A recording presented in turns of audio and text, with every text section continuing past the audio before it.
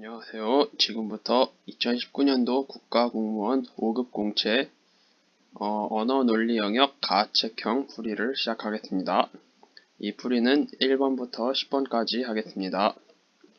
문제 1번을 보겠습니다. 다음 글에서 추론할 수 있는 것은? 자, 실록에 관한 이야기이지요. 1번 문제는 그렇게 어렵지 않습니다. 자, 두 번째 문단에 보면 실록의 간행 과정은 상당히 길고 복잡했다. 먼저 사관이 사초를 만든 다음에 그 국왕의 뒤를 이어 즉위한 새 왕이 전 왕의 실록을 만들었다고 나와있죠. 자, 그럼 1번 효종실록은 현종 때 설치된 실록청이 간행했을 것이다. 자, 이걸 어떻게 할 수 있죠? 효종 다음의 왕이 누구였죠? 현종이었죠. 따라서 효종실록은 현종 때 설치된 실록청이 간행했을 것이다 가 정답이 되겠습니다. 자, 그렇다면 2번부터 5번까지는 왜 틀릴까요? 노산군 일기는 숙종 때 설치된 일기청이 간행됐을 것이다. 자, 보면 나와있죠. 그런 이유로 세조 때 노산군 일기가 간행되었다. 그래서 2번은 틀렸습니다. 선조수정실록은 광해군 때 설치된 실록청이 간행되었다. 자, 수정실록은 언제부터 나왔을까요? 효종 때부터입니다. 효종 때부터는 이미 만들어진 실록을 수정해 간행하는 일이 벌어졌으므로 선조수정실록은 효종 때부터 아마 만들어졌겠죠. 자, 4번 고종실록은 세계기록유산으로 등재된 조선왕조실록에 포함되어 있을 것이다. 자, 조선왕조실록은 언제부터 언제까지일까요? 태조부터 철종까지의 시기입니다. 그래서 4번도 틀린 거고요. 광해군일기는 세계기록유산으로 등재된 조선왕조실록에 포함되어 있다고 나와 있습니다. 일기는 명칭만 실록이라 부르지 간행 과정은 동일하고 그 때문에 포함되어 있다고 나와 있습니다. 따라서 지문만 꼼꼼하게 읽으면 풀 수 있는 문제라고 생각을 합니다. 자, 2번 문제로 가겠습니다.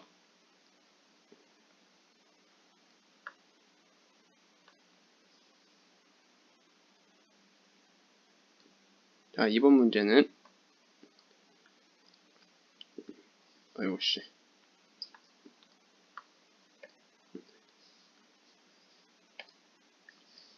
자, 조선시대에는 신문에 관한 이야기이죠. 자, 1번부터 보겠습니다. 피해자가 평문을 받다 사망하면 신문한 사람이 장례 비용을 내야 했다. 자, 관련된 내용을 빨리 찾아야 됩니다. 어디에 있죠? 관련된 내용은 여기 세 번째 문단에 있습니다. 매를 때리다 피해자가 죽는 경우도 있었는데 이때는 책임자가 장례 비용을 내게 했다. 하지만 평문은 매를 때리기 전 평문, 그 신문을 말한 거죠. 따라서 평문은 매를 치지 않았습니다. 따라서 1번은 틀렸다고 볼 수 있습니다. 자, 2번 3명 이상 무리를 지어 남의 재물을 강제로 빼앗은 자는 장형으로 처벌을 했다.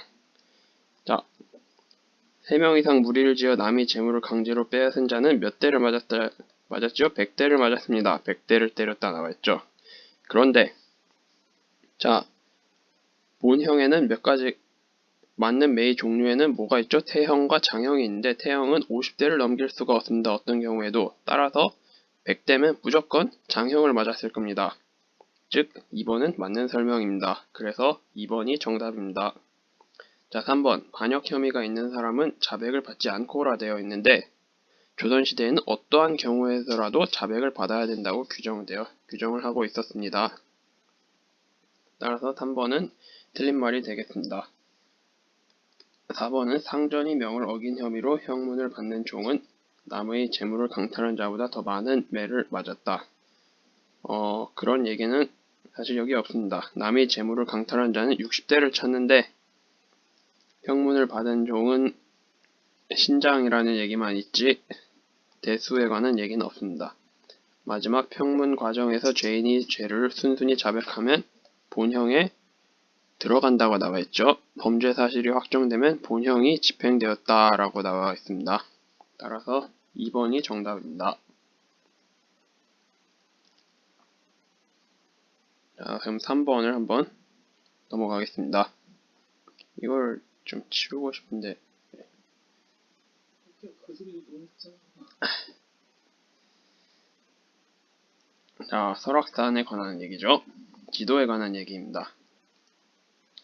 자, 지도가 여러 개가 나오는데 여러 개의 지도가 어떻게 설악산을 분류하는지를 정리하는 게 중요하다고 할 것입니다. 자, 여지도 보겠습니다. 여지도는 설악산을 어떻게 나눴습니까? 한계산과 설악산으로 나눴다고 되어 있죠. 근데 대동지지는 어떻게 했습니까? 대동지지는 한계령이 있는 봉우리를 설악산으로 아예 포함을 시켰다고 되어 있죠. 그래서 한계산과 설악산을 구분하지 않았습니다. 그래서 동일하지 않다고 할 수 있겠습니다. 1번은 틀렸습니다. 자, 동국여지지가 뭐죠? 동국여지지 여기 있네요. 동국여지지의 설악산 범위는 설악산과 떨어져 있는 별도의 산이라 생각하지 않고 설악산 안에 있는 산이라고 생각을 한다 라고 나와 있죠. 그래서 설악산과 한계산을 합쳤다고 생각할 수 있습니다.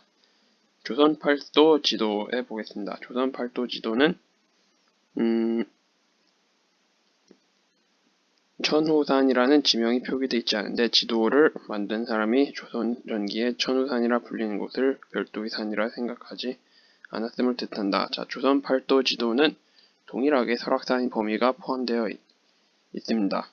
자, 그러면 2번은 맞나요? 틀리나요? 2번은 틀립니다. 왜냐하면 동국여지지는 설악산과 한계산을 합친 게 아니라 설악산과 한계산을 같은 산이라고 생각하는 사람이 있다는 내용이 있다는 것 뿐이지요. 자, 3번을 보겠습니다. 조선팔도 지도에 표시된 대로 설악산이 범위를 설정하면 그 안에 한계령이 있는 봉우리가 포함된다. 맞죠? 왜냐하면 오늘날과 동일하게 설악산이 범위가 포함되어 있다는 뜻인데 이게 뭔가요? 오늘날은 설악산을 한계산까지 다 묶어서 설악산이라고 생각을 하기 때문에 위에 나와있죠? 3번이 정답이 되겠습니다.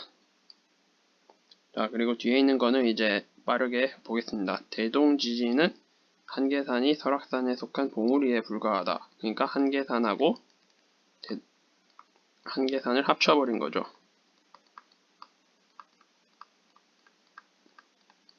하지만 비변사인 방안지도에는 뭐라 적혀 있습니까? 설악산, 천우산, 한계산을 다 분리를 했죠. 그렇기 때문에 서로 대동지지에서는 한계산이 천우산이 서로 다른 산이라고 적혀 있지 않다. 따라서 4번이 틀렸습니다. 자, 5번 여지도에 표시된 천우산이 범위와 비변사인 방안지도 표시된 천우산이 범위는 동일하다. 자, 여지도는 설악산을 어떻게 나눴습니까? 한계산과 설악산으로 나눴죠. 한계산 더하기 설악산으로 나눴습니다. 여지도에서는. 자, 비변사인에서 어떻게 나눴나요? 3개로 나눴습니다. 따라서 범위가 동일하지 않다가 되겠습니다.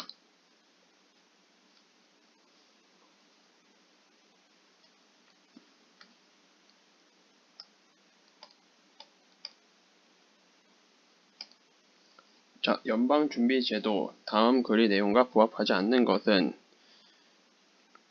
자, 1번 부합하지 않는 것을 찾는 거죠. 그래서 금방 찾을 수 있었습니다. 자, 1번을 보겠습니다. 2000년대 초 연준이 금리 인하로 퇴직자의 소득이 줄어들어 금융업으로부터 정부로 부가 이동하였다. 자, 같은 내용을 빨리 찾아야 됩니다. 보면 어디에 있나요? 금리 인하는 어디에서 어디로 부가 이동했다 나와 있나요? 정부에서 금융업으로 나와 있다고 됐죠? 근데 여기서는 금융업에서 정부로 나와 있다고 됐죠? 반대가 됐죠? 따라서 1번이 정답입니다. 자, 나머지는 다 부합을 합니다. 연준은 고용 증대를 기대하고 금리를 인하했지만 결과적으로 고용 증대가 왜 더 어려워지도록 만들었습니까? 보면 이제 노동을 절약하는 방식으로 혁신이 강화되었다고 나와 있지요. 그래서 고용 증대가 더 어려워지게 되었습니다.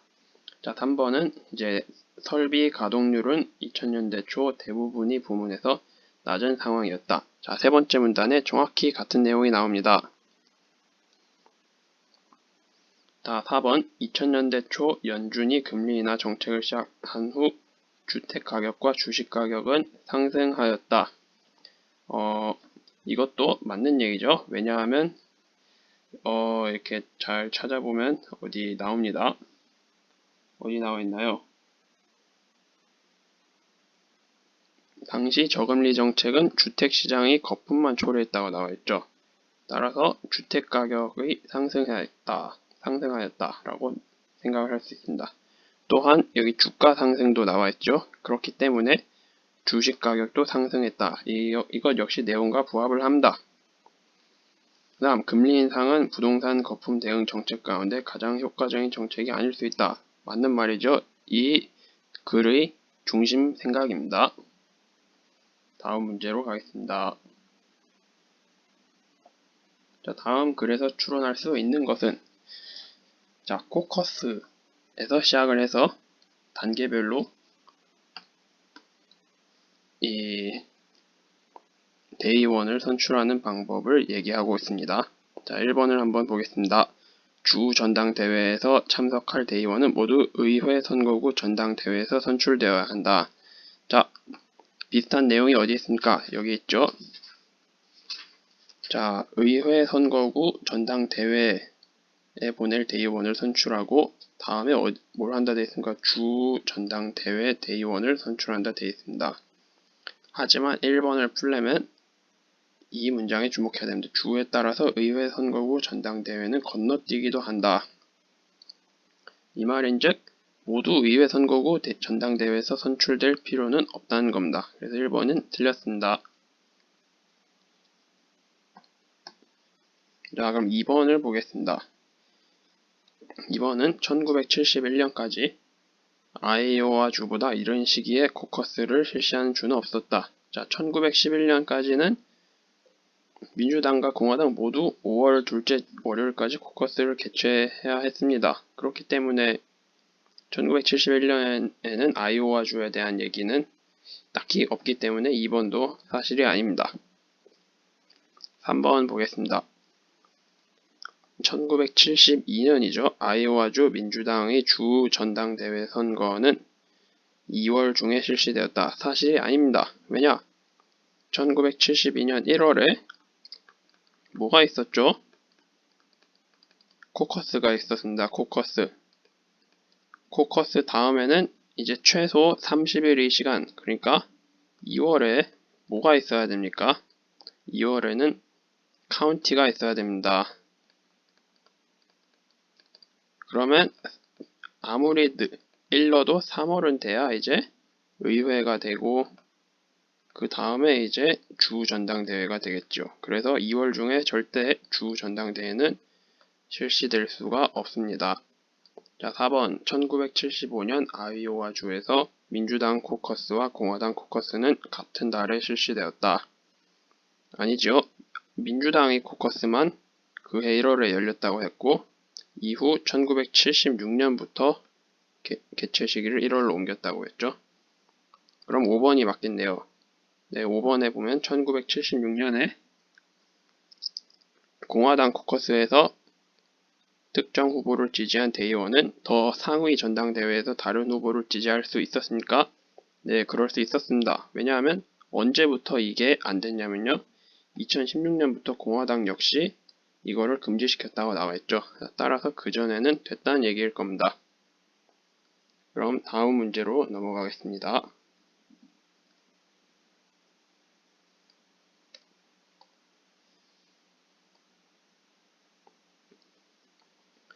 자, 좀 어려운 과학 철학 지문이죠. 과학 철학 지문은 꼼꼼하게 읽어야 됩니다. 자, 발룽엔이란 얘기가 나죠. 발룽엔. 발룽엔이 무엇입니까? 가장 첫 문단에 나옵니다. 용어입니다. 어떤 용어이냐? 엄밀하게 정의될 수 없는 용어입니다. 그럼 이게 왜 중요하냐? 우리가 과학적 이론이나 가설을 검사할 때 반드시 일상적 언어, 발룽엔이 사용될 수밖에 없기 때문입니다. 이거를 염두에 두고 문제를 풀어보겠습니다. 자, 1번 과학적 가설과 증거의 논리적 관계를 정확하게 판단할 수 있다는 생각은 잘못된 것이다. 자, 1번이 정답입니다. 왜 그러냐? 논리실증주의자들은 가설을 정확히 검사할 수 있다고 생각했습니다. 하지만 이제 여기서 말하는 건 뭐죠? 증거가 의미하는 게 무엇인지 파악을 제대로 해야 이제 증거와 가설이 상충하는지 가설을 정확히 검사할 수 있다고 생각을 하는 거겠죠. 하지만 반롱앤이 존재, 그러니까 엄밀하게 정의할 수 있는 용어들이 포함을 된다면 두 번째 문단에서 뭐라고 말하나요? 반롱앤이 개입된다고 하면 증거와 가설 사이의 논리적인 관계가 무엇인지 결정할 수 없게 된다라고 나와있죠. 그 말인즉 반롱앤이 있기 때문에 과학적 가설과 증거의 논리적 관계를 판단할 수 있다는 생각은 잘못된 것이다 라고, 따라서 1번이 정답입니다. 자, 나머지는 다 틀렸습니다. 왜냐? 틀린 이유를 빠르게 알아보죠. 과학적 가설을 검사하기 위해 감각적 경험을 배제할 수 없다고 나와 있습니다. 어디 나와 있나요? 가설을 검사하는 과정에서는 일상적 언어도 사용될 수밖에 없다고 나와 있죠. 그래서 2번이 틀립니다. 3번도 같은 이유에서 틀립니다. 사용될 수밖에 없다. 자, 4번은 맞는 얘기이긴 한데 이 문단이 결론은 아니죠. 이거는 사실입니다. 이 결론이 아니라. 그래서 4번도 틀렸습니다. 자, 5번 증거가 의미하는 것이 무엇인지 정확하게 파악해야 한다. 자, 여기서 말하는 거는 파악해야 하지만 그것이 반롱앤이 있기 때문에 불가능하다라는 게 이 글의 주장입니다. 그래서 답은 1번이 되겠습니다. 7번 문제로 넘어가겠습니다. 자, 미첼의 이론에서 추론할 수 있는 것은 한번 읽어보겠습니다.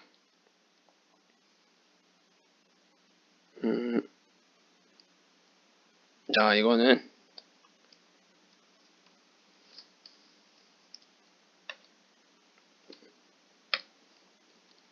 정답은 일단 5번입니다. 별의 질량이 커질수록 그 별의 임계 둘레는 커진다. 왜냐? 임계 둘레가 무엇입니까? 임계 둘레는 별의 질량을 별의 둘레로 나눈 값의, 별의 둘레를 뭐라고 하죠? 반지름을 r이니까 2파이 r이라 하겠습니다. 제곱근에 비례한다. 이게 뭐라고요? 탈출 속도입니다. 그러면 이게 빛의 속도와 같아질 때의 반지름을, 아니 둘레를 임계 둘레라고 하는 것이죠. 그러면 이 C 값이 고정인데 C는 고정. 근데 M, 그러니까 별의 질량이 커지면 당연히 임계 둘레인 2파이 RC도 커져야겠죠. 그래서 5번이 바로 정답이 될 수가 있습니다. 그럼 다른 문제들은 왜 틀렸을까요?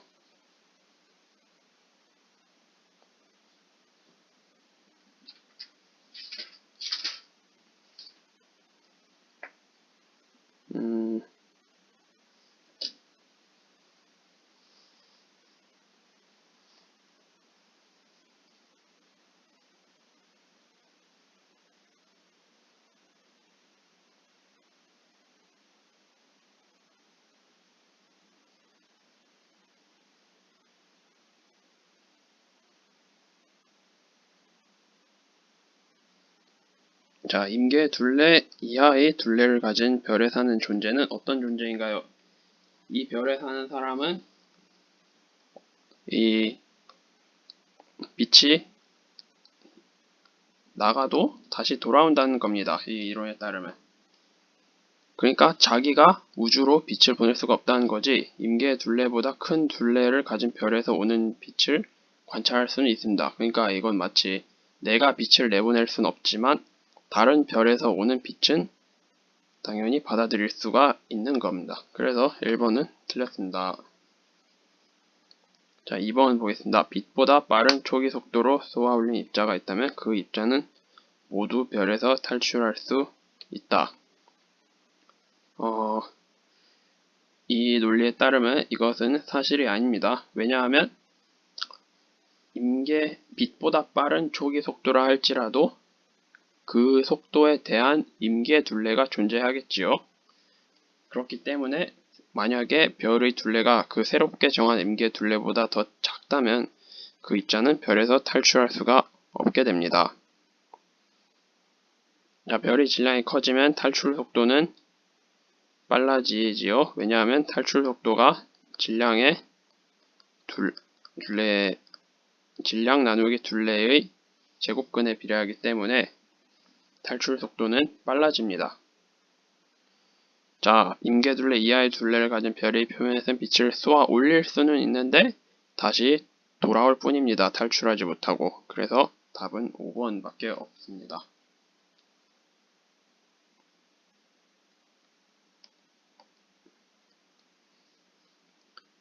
자, 믿음에 근거한 추론에 대한 옳은 것을 모두 고르시오. 자, 되게 특이한 문제이죠. 한번 지문과 함께 보겠습니다. 조금 줄여야겠네요. 지문이 길어요.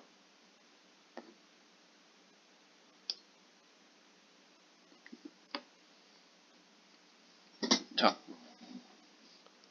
이 문제 몇 번이죠? 8번이네요. 자, 기억을 한번 보겠습니다. 철수의 믿음의 문턱이 0.5인 경우 철수는 모든 명제를 참이라고 믿지도 않고 거짓이라고 믿지도 않는다. 이거는 거짓이죠. 왜냐하면 믿음의 문턱이 0.5인데 자, 이 0.5가 믿음의 문턱입니다. 그런데 만약에 철수가 예를 들어 0.8의 확률로 어떤 사건, 예를 들어 내일 비가 올 거라 믿는다. 그러면 철수는 내일 비가 올 거라고 믿는 겁니다. 비가 올 거라는 믿음.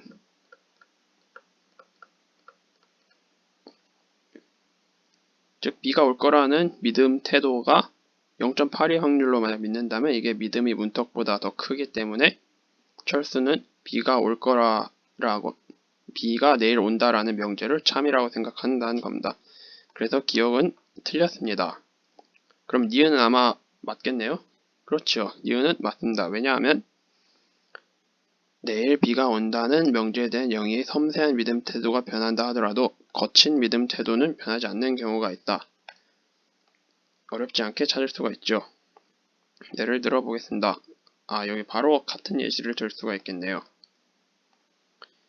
자, 믿음의 문턱이 0.5로 고정되어 있고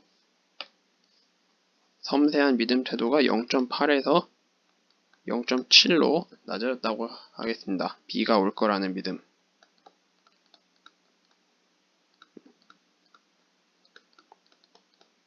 그러면 섬세한 믿음 태도는 바뀌었지만 거친 믿음 태도는 어떻습니까?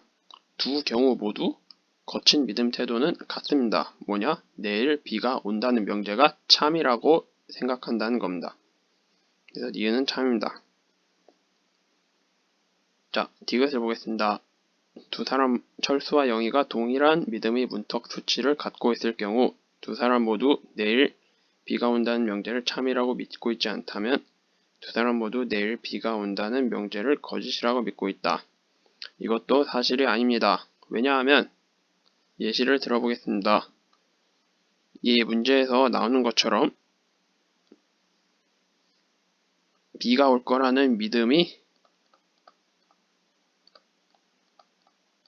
0.3으로 하겠습니다. 섬세한. 그럼 믿음 문턱보다 작죠? 그래서 비가 온다는 명제를 참이라고 믿지 않습니다. 하지만 마찬가지로 이건 비가 안 온다는 믿음이 믿음의 문턱보다 아래라면 철수와 영희는 둘 다 내일 비가 온다는 명제를 비가 뭐라 하죠? 위에 있죠?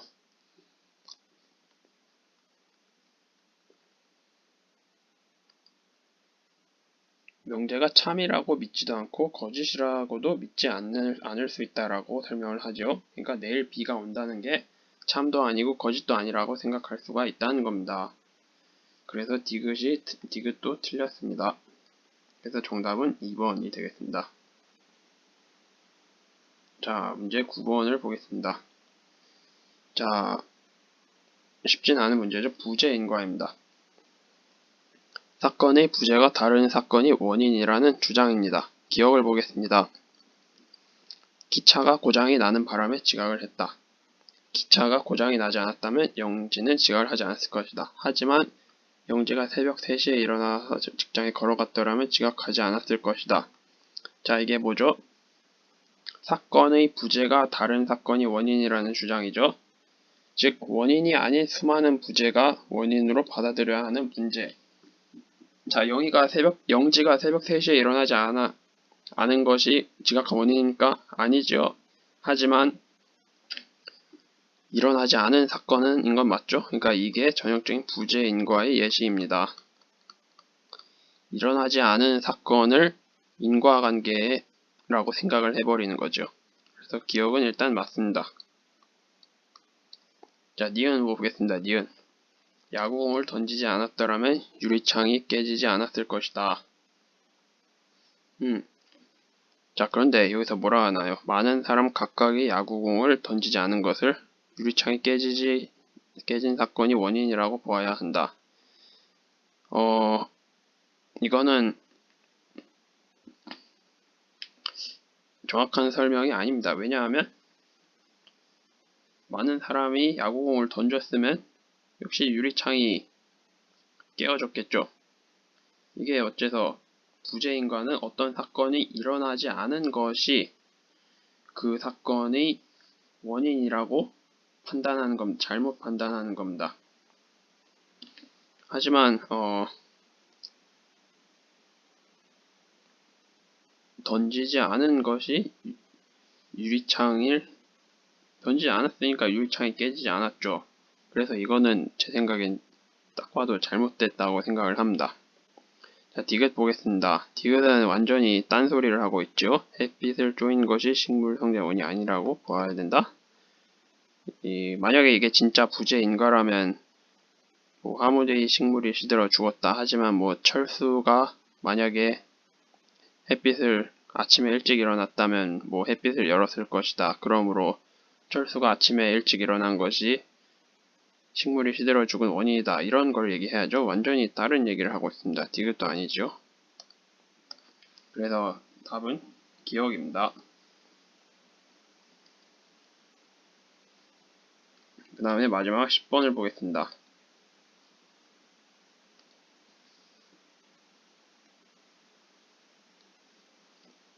자, 다음 글에서 알 수 없는 것을 사실 알 수 없는 것이 아니라 틀린 걸 찾아야 됩니다.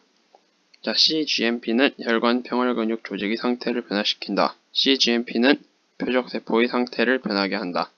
cGMP 작용으로 혈관 평혈근 세포, 여기서 얘가 어떤 역할을 하죠? 표적세포의 역할을 합니다.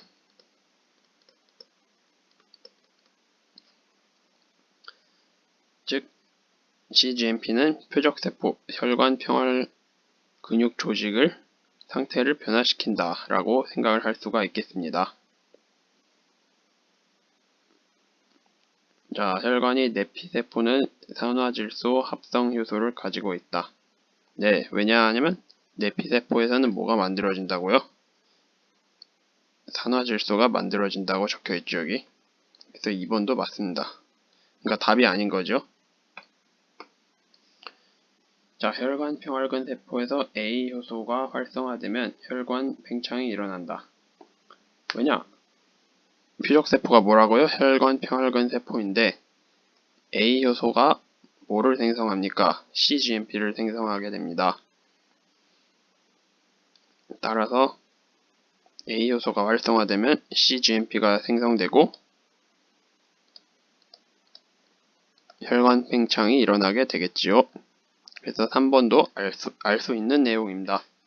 자, 4번 A 효소는 표적세포에서 아르기닌과 산소로부터 산화질소를 생성시킨다. 이거는 틀렸습니다. 왜냐하면 산화질소와 아르기닌과 산소로부터 산화질소가 만들어지고 이 산화질소가 표적세포에 있는 A 효소를 활성화시키는 겁니다.